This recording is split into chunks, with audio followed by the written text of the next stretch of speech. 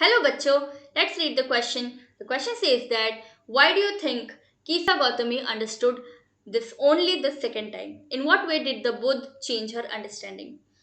आपको ऐसा क्यों लगता है कि कीसा गौतमी को ये सब दूसरी बार में ही समझ में आया और किस तरीके से बुद्ध ने उन्हें ये चीज समझाई? किसको? कीसा गौतमी को. Let's understand the key concept. Buddha changing her understanding. Buddha उसकी समझ को बदलते हैं. During her first visit, Kisa Gautami was under the impression that the grief of the death of her son was peculiar to her and that nobody else had any experience of it. अपने पहले visit में कीसा गौतमी को ये लगता है, under the impression यानी वो ये सोच रही थी कि जो मेरे बेटे की मौत का जो दुख है वो मेरे लिए स्ट्रेंज है. पेक्यूलियर यानी स्ट्रेंज. ऐसा पहले उसके साथ कभी नहीं हुआ और उसको ये लग रहा था कि किसी और ने भी ऐसी चीज एक्सपीरियंस कभी नहीं की है. However, on her second visit, when she failed to find a single house that had not suffered pangs of separation owing to death of some loved one or the other, she came to understand that death does not spare anyone.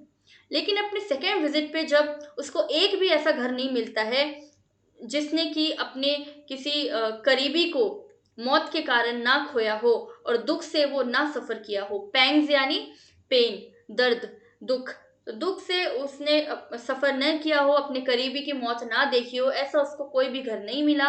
तो अब उसको ये चीज समझ आ गई कि मौत किसी को भी नहीं बख्शती. The Buddha changed her attitude and understanding in the sense that she now realized that grief and separation are common to all and that death is inevitable. Buddha ने अब उसकी समझ, उसका एटीट्यूड, जिस हिसाब से वो सोचती थी, बिहेव करती थी, वो सब बदल दिया. कैसे सेंस में कि अब उसको ये चीज रियलाइज हो गई है कि दुख और जुदाई जो है वो सबके लिए है, वो कॉमन है, वो सबको होती है, सब इस फेज से गुजरते हैं. और मौत जो है वो इनएविटेबल है. इनएविटेबल का मतलब होता है जो चीज होकर रहेगी उसको कोई नहीं रोक सकता. He made her realise the significance of selfness. उन्होंने उसको सेल्फलेस जो होती है उसकी सिग्निफिकेंस समझाई यानी उसकी इंपॉर्टेंस समझाई. सेल्फलेसनेस यानी अपने लिए खुद खुद खुद अपने लिए कुछ नहीं करना, हमेशा दूसरों के लिए करना. This transformation help her realise the fact that her only son could not be revived. और ये जो बदलाव उसमें आया तो उसकी वजह से उसको ये रियलाइज हो गया कि अब उसका बच्चा कभी भी वापस जिंदा नहीं हो सकता. Hope you understood the question well. Best of luck. Thank you so much.